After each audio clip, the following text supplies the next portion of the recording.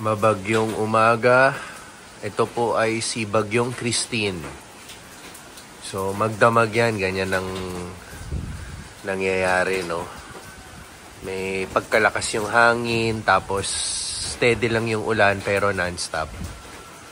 So sana yung mga binabaha, no, nakalikas na sila or nasa matataas silang lugar. Ayan. Kaya tayo swerte pa rin dahil dito sa lugar namin hindi binabaha. Also, for the third straight day, canceled yung klase ni na Pixar. Hindi, ganito pala. Yung Monday, kinancel yung klase nila sa school mismo pero pinagpatuloy nila ng online class. And then kahapon, pumasok sila sa school pero after 2 hours, sinuspend din. And then today, totally wala silang pasok. Dahil nga, no, ito si Bagyong Christine. Currently, nasa si Bagyong Christine? Nasa Bicol pa rin yata or nasa Quezon Province na.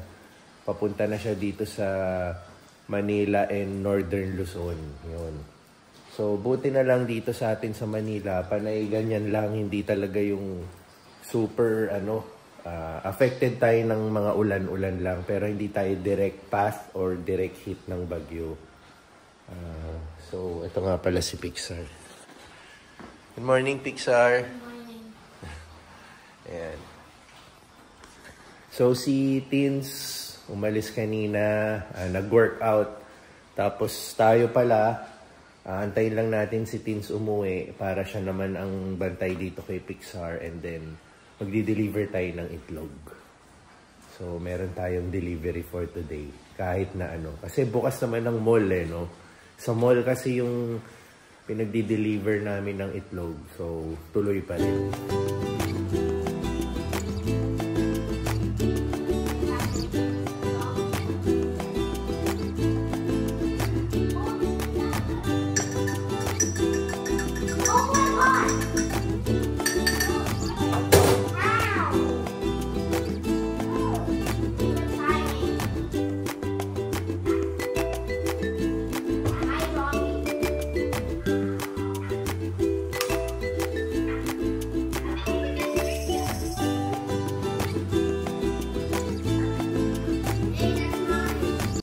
Ayun, nakakatamad, no? Sarap lang humilata maghapon kung wala lang tayong delivery ng itlog eh. Masarap lang matulog-tulog maghapon, humilata. Ay, ako. Yan, ganyan lang kami. Lalo na to, walang pasok. Nagkalaro lang. So, ayun, siguro pagka hatid natin ng itlog, tignan natin kung may gana tayo mag-workout. Parang nakakatamad din mag-workout. Pero, depende yan mamaya kasi ako kasi pag nagsimula na ako ng isang gawain, minsan tuloy-tuloy na tinutuloy ko na. Kasi nandun na rin naman ako eh. So, sa ngayon, nasasabi ko lang na nakakatamad kumilos kasi nga yun, wala pa tayong ginagawa. Pero mamaya pag nagsimula na tayo, tuloy-tuloy na yung momentum natin. So, sa ngayon, ganito lang muna kami. Si Teens, again, nag-workout yun. Pag uwi nun, yan, magpapahinga yun. So, iisip ng gagawin. Pag ganito, no? Gusto mo lang nga talaga humiga. Ayaw mo na actually mag-isip kung anong pwede mong gawin. Basta humiga ka lang, mag-relax. Pwede ka manood ng TV. So, okay. Never give up! Our motto!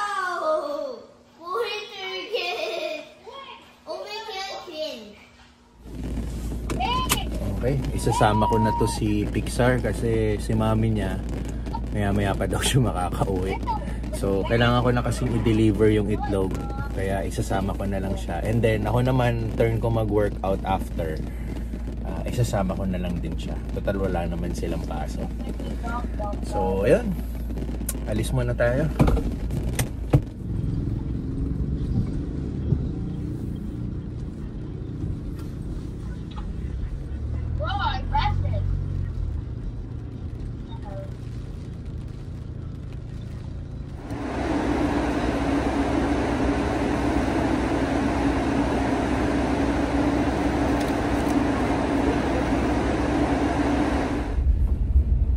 Tapos na tayo sa eggs. And workout time. Sabit-sabit ko na to. Ayun. Nga pala, di ba wala pong tigil yung bagyong Christine, no? Lalong-lalo na sa Bicol region, doon siya nag-start mag-landfall.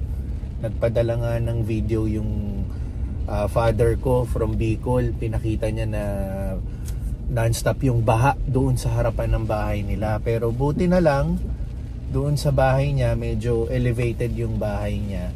Hindi talaga pinasok yung buong bahay, hanggang garahe lang. Pero as of the moment, humupa na sa garahe niya, pero tuloy-tuloy pa rin dun sa labas ng bahay nila yung street. Papakita ko yung video kasi nag-send si Papa ng video. Grabe yung current ng baha. Yun, sige. Papakita ko na para mas makita niyo yung ibig kong sabihin. Lakas pa rin ng agos, eh. Yung sasakyan na yun, sigurado lubog yan. Nakagabi. Inaabot yan, mababa.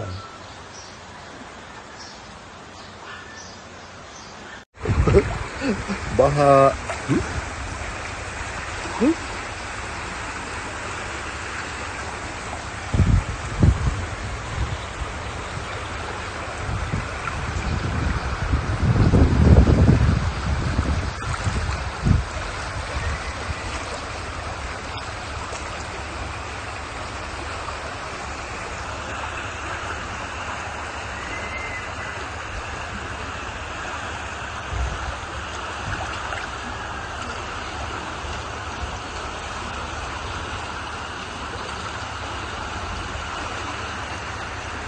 Ayan, 'di ba? Grabe, no? Sobra yung buti na lang talaga mataas yung bahay ni Papa at hindi pinasok yung bahay niya. And siguro kahit man umabot sa bahay niya, ang kagandahan sa lugar ni Papa yung bahay niya, meron din siyang second floor. So meron pa siyang isang option na umakyat just in case talagang non-stop yung at umangat yung level ng tubig baha. Mas maganda na ganun lang yung nangyari, nasa kalye lang, hindi na pinasok yung Sa Bicol nga pala yon, sa Iriga, sa Bicol. So may ibang mga parts na sa Bicol lubog na, yung mga bus station, yan, maraming stranded na, hindi na, canceled na yung biyahe dahil hindi na sila pwedeng umusad gawa ng masama yung panahon. Tayo naman dito sa Las Piñas, buti na lang non-stop yung ulan pero mahina lang, hindi siya nagkukos ng baha, kaya mas nakakagalaw pa rin tayo. Though alam mo naman yung pakiramdam bagyo talaga dahil may non-stop din yung hangin, no? Kaya ingat pa rin, di ba? So ayun, again, rain or shine, nagdi-deliver tayo sa ating mga clients, and rain or shine, mag-workout din tayo. Kailangan hindi mawala, no, yung pag-workout natin. Kanina tinatamad ako pero ngayon medyo nabuhayan na tayo ng dugo, kaya itutuloy-tuloy na natin. And besides itong bulinggit na to, gusto mag-mall. You like to go to the mall? Yeah. Okay. Bonus na rin sa kanya. Kaya after ko mag-workout, doon na rin kami kakain. So, ayos. Ingat tayong lahat.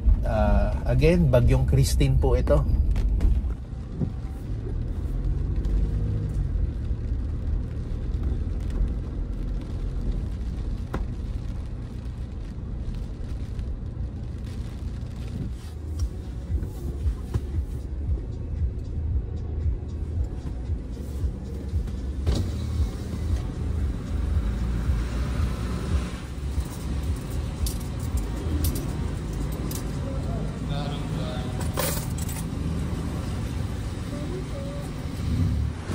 Po ang sitwasyon ng bagyo.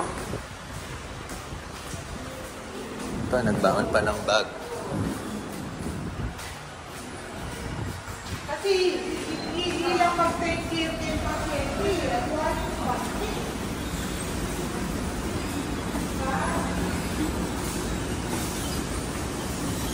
Kahit dito, Pasko na, escalator. Bukas yung mga ilaw kasi madilim yung panahon Pero mag-i-11 pa lang naman Actually 11 pa lang.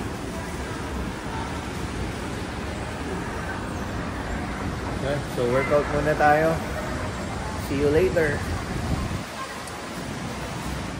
Nasa pagkita lang bago mag-ating gabi ngayong Miyerkules hanggang madaling araw ng Webes posibleng tumama itong bagyong Christine dyan sa Northern Luzon. Sa ngayon po nasa gitna pa ito ng dagat sa layong 175 kilometers silangan ng Nagsiaga, Isabela. Lumakas pa nga at naging severe to.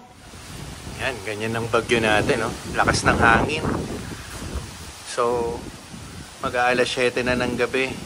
Magla-landfall daw siya sa Northern Luzon itong madaling araw. So, expect natin mas lalakas pa to.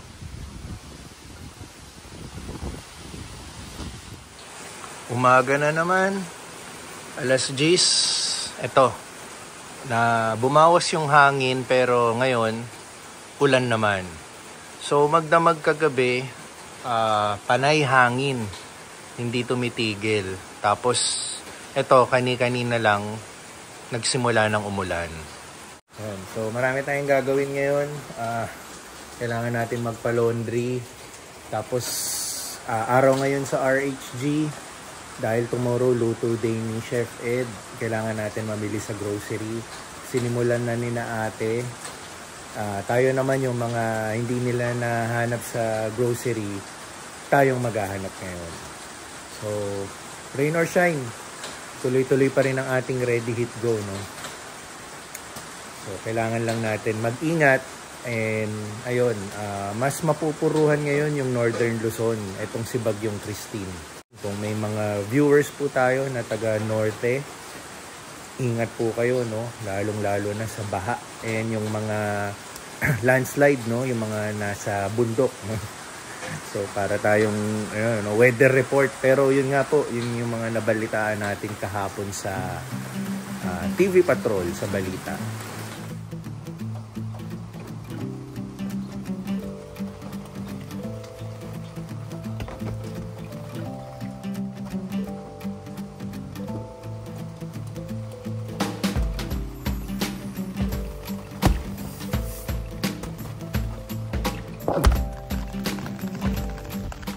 Kailangan na rin natin bumili ng bagong wiper. Kasi nasira to. Delikado pa naman ngayon dahil umuulan. Kailangan natin ng wiper. Pero carry pa naman. Maandar pa naman. Yun nga lang may chance na makalas siya habang nagka-wiper. So ito parang nasira siya.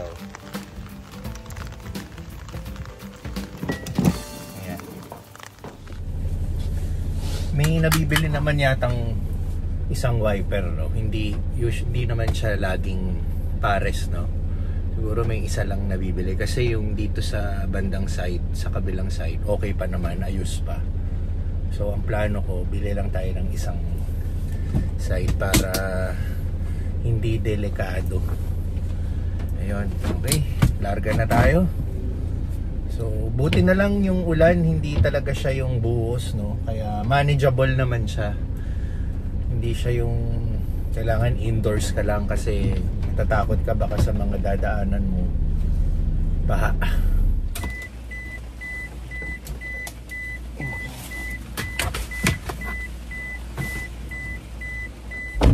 Naano na natin yung laundry. Sabi, buti na lang. Alam mo dati, pag mga ganyang senaryo, magbababa tayo ng laundry, may gagawin tayo saglit habang umuulan. Hindi ako nagpapayong kasi malakas loob ko dahil alam ko malakas resistensya ko. And syempre, bata-bata pa tayo. Pero ngayong, syempre, nagkakaedad na tayo. Kailangan mag-ingat ka na. Yung mga simpleng bagay na yan, magpayong ka kahit ayan, dyan lang yung pintuan, kahit konting lakad lang. Pero mababasa ka pa rin. Tapos, matutuyuan ka, doon nagsisimula ang ubo, sipon, and then hindi natin alam, trangkaso na, 'di ba? So, yun ang isa sa mga natututunan ko habang nagkakaedad na ayaw ko nagkakasakit. Ang hirap ng nagkakasakit, 'di ba? So, yung mga little things na ganyan, like yung pagpapayong, onting effort lang naman, ang kapalit naman hindi ka aabutan ng ubo, sipon, 'di ba? So, ayun lang, share ko lang. So, okay na. Naibaba na natin yung laundry. Ngayon, grocery tayo para sa ating ready hit go. meron lang tayong hahanapin na item na hindi nahanap ni na ate. So nag-workout na rin tayo. Tapos na. And malakas na yung ulan sa labas. May kasamang malakas na hangin. So parang ito na yata yung peak ni Christine dito sa Las Piñas. So hanapin lang natin yung item na para sa Ready Heat Go luto ni Chef Ed bukas.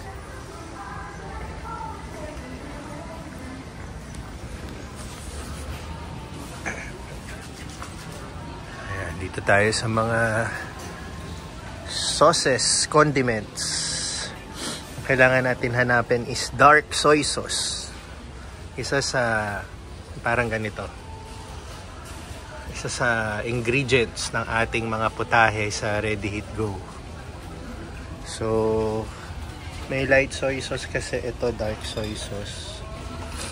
Kailangan natin hanapin yung ito. Itong kailangan natin. Toyota Innova, driver side lang. Anong year sir? 2010. 2010. Hinahanap pa pala, no? Ha? 2616 po. Pero sa driver seat po kasi, Oo, driver mas side. mahaba ay 26. Sige, hanapan mo lang ako nung Yung masarap kahit na generic tama ka, lang, hindi naman kailangan branded. Hindi kailangan branded Ayan, branded yung Michelin eh. Pero pinakasisi. Oo, yung generic lang. Kasi ayos pa kasi yung sa isang side eh. Well, may 26 ka? Ito. Sa Ace Hardware pala tayo. Yung hindi banana, Nahanap natin.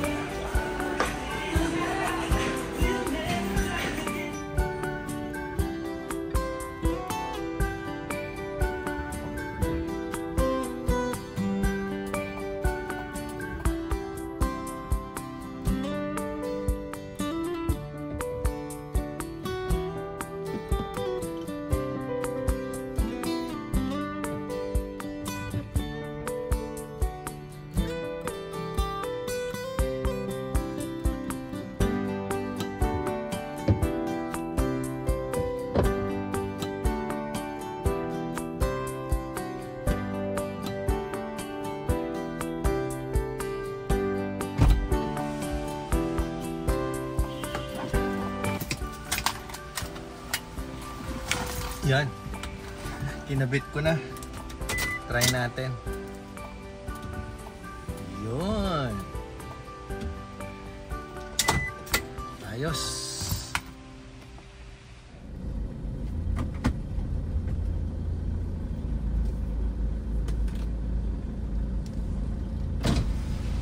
Ito na. Lakas na ng ulan, no? Mamaya makikita nyo. May kasama pang hangin. Kuya, yung ID.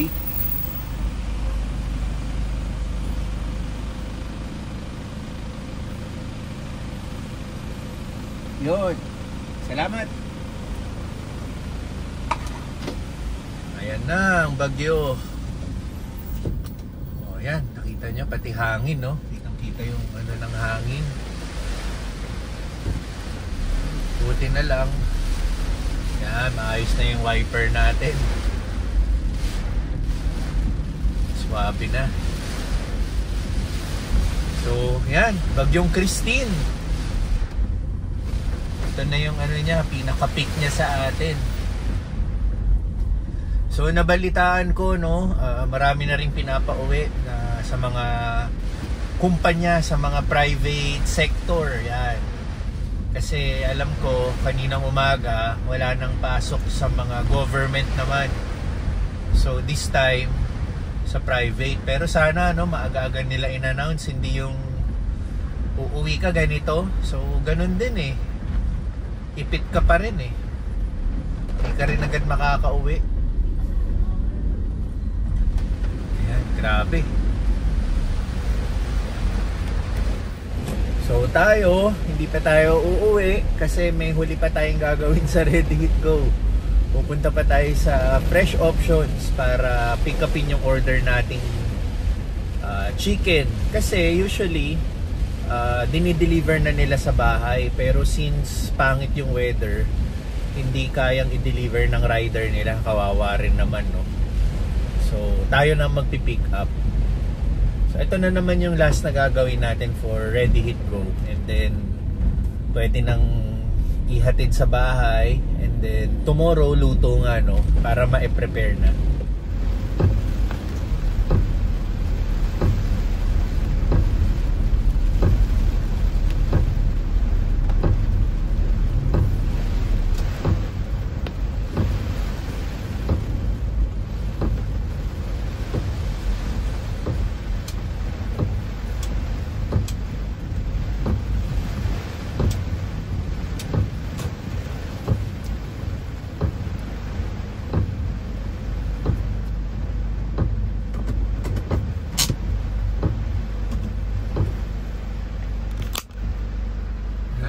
Fresh options tayo. Lakas ulan. Magchichinelas na ako kasi talagang malakas to. For sure mababasa itong sapatos natin. Naalala ko yung nag-Taiwan kami, basang-basa yung sapatos ko. Pero ngayon natuto na tayo.